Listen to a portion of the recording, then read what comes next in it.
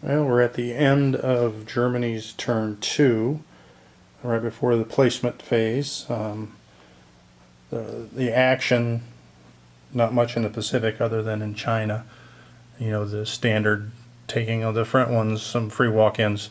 Japan flew in a fighter and attack here, killed both those Chinese infantry on the back here. They weren't on the front lines, and then China did not get a hit back, so that risk paid off.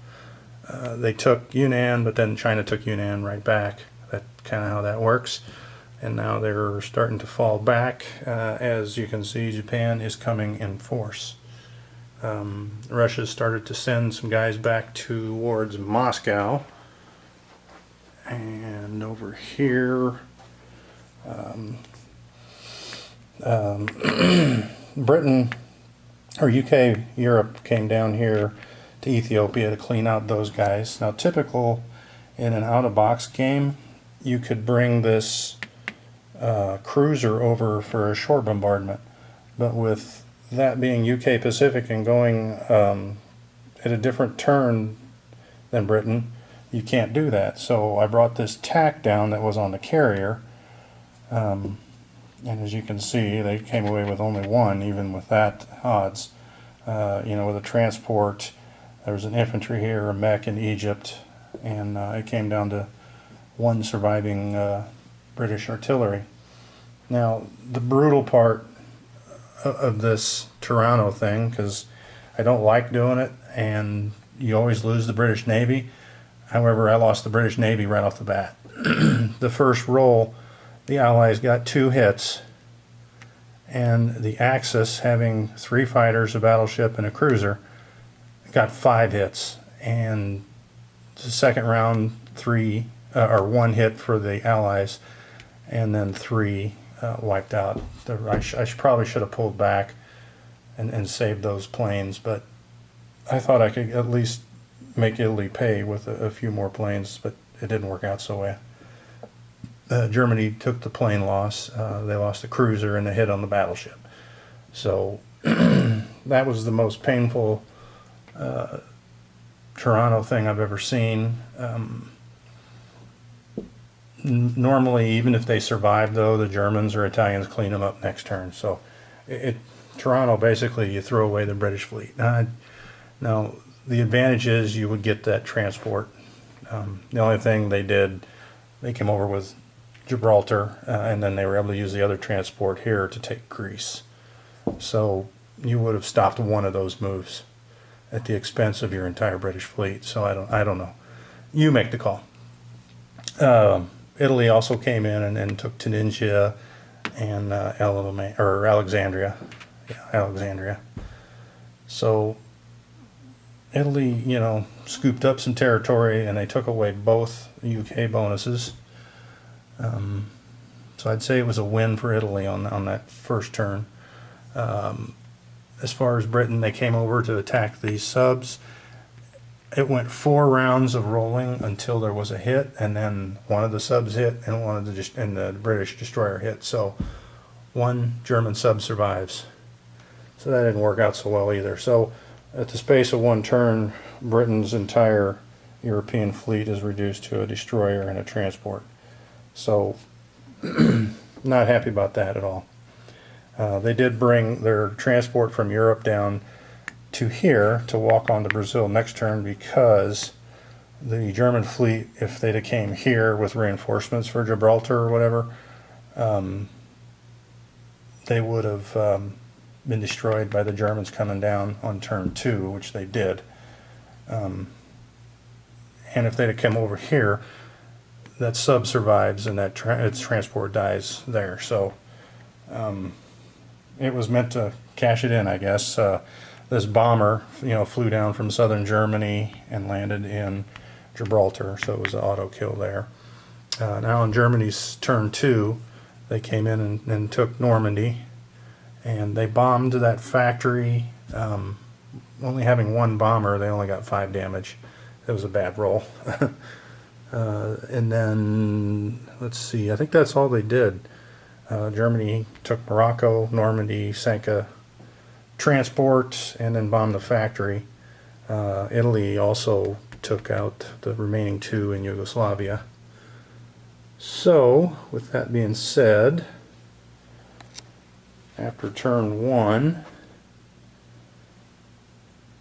well, I say that there was the German buy for turn 2, and I'm going to place, and I can't reach it from here, but what I'm going to place is a transport, infantry, and an armor down here in southern France.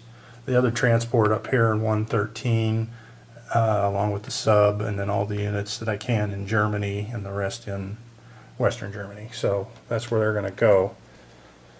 And at the end of that first or second turn of Germany, they are up to $43 with a $10 in NO money. So before I get to the UK Pacific turn 2, there's going to be their purchase, and it's the exact same purchase as turn 1. Japan putting out a bunch of tanks. It's not hard to tell what they're up to there. Britain is going to get a factory because they're in trouble, I think, in Africa here. So we're assuming that this is going to be UK, Europe. So we're going to put a factory there, so we could at least get back in the game here. I don't know if we can hold on to Cairo, but if we can, that'll help. But I don't think we will.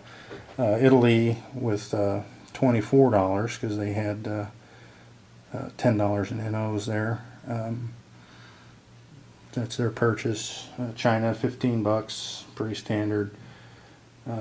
Russia, I was going to buy a TAC, and I thought I'll get a strategic bomber. It's only one more IPC, and it'll have greater range for those counterattacks, you know, that I don't want to risk my planes on. But really the main reason is, isn't that out of focus? That's the new Russian bomber that came with that new Russian unit set, so I want to get it in the action, just to look at it anyway. There's the US purchase. Let me put the camera on the tripod here, and then we'll do UK Pacific. Alright, so the only thing we're doing here is we're going to bring this transport back here, move the artillery, fighter, infantry up. We're going to leave our ships as they stay. We're going to leave our guys in Java, and then we're going to come over here. I think we're not going to give Japan that juicy target, so we're going to back our guys back for a turn. Well, you know what? They can't hit them anyway. We'll leave them there just for the sake of argument. But we are going to take this transport with 2 guys. I was going to hit Iraq, but I think we need the 2 guys in Egypt over here. So we're going to come over here and fortify that. That being said, we're going to fly these 2 planes into Persia. He's going to march in there. And I think we'll send this plane over. It can come back if things go bad in Cairo. So I think that's it. We'll step up that artillery and these 2 infantry, and we will pretend like we're putting on a possible attack there. Alright, so not a lot action there. Like I said, I was going to take or attack Iraq there, but I thought it was better to fortify Egypt, and we'll see how that goes. So we'll put out here in Egypt, or in India, we're going to put out 2 infantry. No, we're going to put out 1 infantry, 1 fighter, and 1 artillery. And then we'll come over here to Australia. We'll put out our artillery and 2 infantry. Alright, so that will be the end of UK's Pacific's turn 2. They still have $27, no changes, no bonuses, and possible decision time on turn 3 whether or not they're going to attack Japan, and then we shall see from there. Second thought, now that I see, I'm going to take this fighter off Java and fly it over here. In case we do attack Japan, then I'll have that attack force as well. Alright, so the only thing left here is, like I said, the Germans 43 and then 10. 27 there.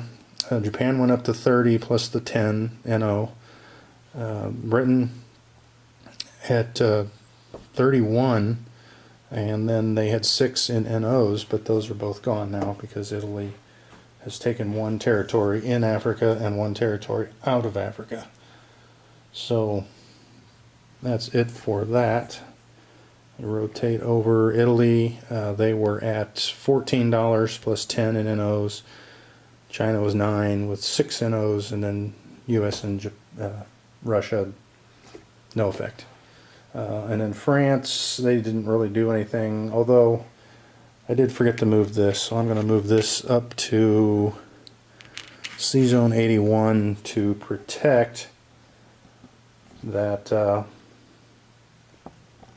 Anzac transport from any shenanigans. I don't know if that bomber could go 1, 2, 3, 4, 5. Yeah, I could hit it, but I think they're going to probably hit Cairo. We shall see. And I will be back at the end of Germany's turn 3 with a recap. So here we are at the end of Germany turn 3, and I put out these markers here. These are the victory objectives that have been received, and Germany picked up one, and I'll go through that here when we look at the map. So we're on turn 3. Germany has gone, and its purchases are over there. But let's look and see what transpired here. And excuse me. Nothing in the Pacific. No war. No one's declared war. Anzac or UK Pacific is considering it this turn. China has pulled back. They lost Yunnan for the final time. And Russia is still retreating back towards Moscow. Italy came in to Cairo, and you can see the damage there. All the British and UK Pacific forces that were lost. Italy lost four infantry, so it was not good. And then Germany came in with a transport and reinforced Cairo for an objective as well. Now to do that left these artillery and infantry to take on that one French in Algeria to get the North Africa victory point. And in 2 rounds of combat, the French hit both times, and that wiped out the Italians, but they wiped out the French. So on the ensuing German turn 3, they just marched in, and there's your victory point.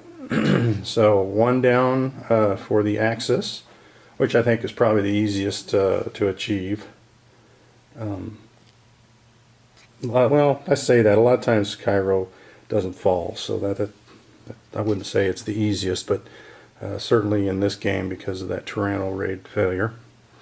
We had some convoying up there in Canada that I forgot on the first. So the first one I rolled 2 6s, so nothing, and then the second one, second British turn, rolled a 4 and a 3, so they lost $3. And then the German sub is bugging out because U.S. is probably coming to war here shortly.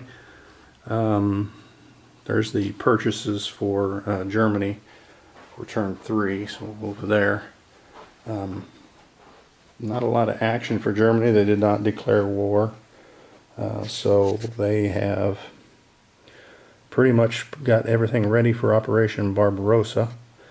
And really all these units are pretty much going on the Russian front as much as I can get in there. I do have 3 transports up here now. Not that that's enough to worry Britain, but you never know. It's not really enough to worry about that just yet. So we'll see what the purchase is next turn. Then I got another sub here that I'm Going to start setting up for the U.S. counterattack, so we got to make them at least build more Navy than what they already have here, because right now they just have 3 destroyers, cruiser, and a carrier. That's not going to cut it against the German counterattack right now. And that's the way we want it if we're the Axis player. So let's go. Like I said, there wasn't much action. Oh, Britain did eliminate the Italian guy that I forgot to move last turn, but that's okay. Alright, so I'm considering going to war here as the UK Pacific, trying to distract Japan from getting China. I think that's what we have to do. So in doing so, this factory goes to a major, so I'll take that out of there. And my assumption is this turn I can place the full 10 units there. So that's what I'll do. So we will send 5 dudes, an artillery, and the 2 fighters in there. And there's 3 Japanese. And what else will I do? I was wondering, I probably should go ahead and hit Iraq. I've got 2 infantry, artillery, and then all these planes. Let's see if we can't get that out of here. And let's get some dice. So I've got in Yunnan there, I'm going to have 2 artillery, infantry, and then I'm going to have 4 regular infantry and 2 fighters. And let's go ahead and roll that out. 3 hits. Alright, so the Japan will fire back. And they have 3. They get 2. Alright, so let's take that chip down. And I'll fix that here in a little bit. So China will come back 1 there. Alright.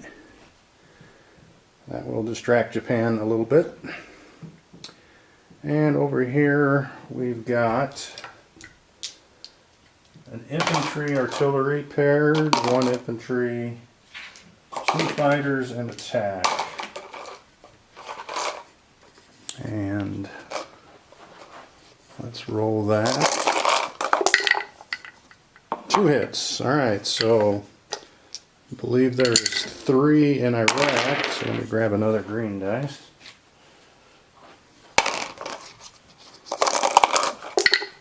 Two back. Well, that's a stinker for the UK Pacific. So that leaves a 2, 3, 2 3s, a 2, and 4. Alright. They got him? Alright. Will Iraq hold?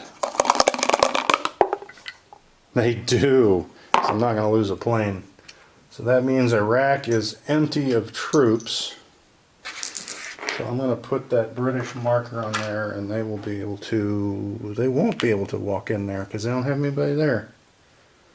Because these are all dead from that last battle. Well, I guess they could bring that transport up. Either way, well, it didn't work out like I had expected there. But that's what it is. Alright, so we're going to get this transport out of Dodge. Let's bring our boats over there or try and keep them safe now that Japan's in the action.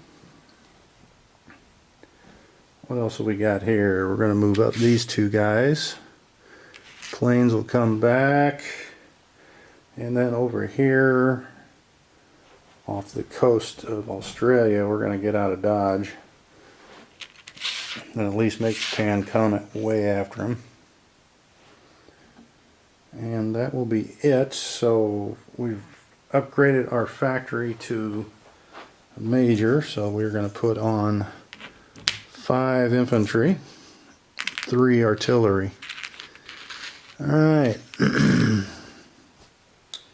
It is what it is. Now, because they declared war, I don't have my phone, there it is. Let me look at those objectives because they are different than the out-of-box objectives. Alright, so Hong Kong, they do have for $5. Malaya, $5. Shanghai, nope. And 1 unit, remember I put these units down here on Java, so that gets that 5 for that. So that is 15 in objectives. So that'll be good for them for this turn, but I suspect they'll be losing those pretty quick. So let's put our objective money up here. They're, I guess I should look out there. Alright, so there's their objective money and their standard 27. So that gives them what, $37, $42. That's pretty impressive. That's going to be hard for Japan to deal with here shortly. But as we look down here at the rest of the buys coming up for Japan and Britain, Italy going to build a factory there in Cairo. China, 1 guy saved $2. And then Russia and the US are basically stockpiling for the war. Alright, so we will come back at the end of Germany turn 4 and we can expect the attack on Moscow, not Moscow, Russia to begin.